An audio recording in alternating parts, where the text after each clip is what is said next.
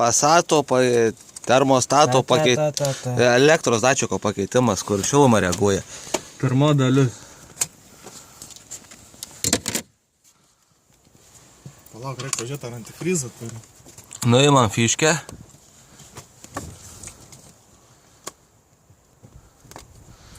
Ir ištraukiam dačiką patį. Duok dačiką. Naujas aušinimo skystis. Filmuok, Pauliau. Filmuoju. Nekliukik skysčio, kurva, kišk tą. Biškai nutekės skysčio, bet nieko tokio, nes taip turi būti. Biškai nubėgs. Biškiuką nedaug.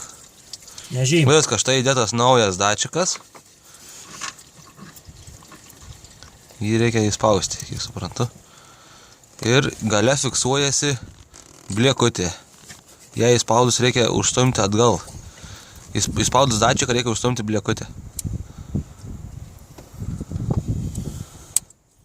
Štai, viskas, dačikas pakeistas. Uždedame fiškę. Ir kuria mašiną, tikrinam ar veikia dačikas, kuris rodo viduje variklio temperatūrą.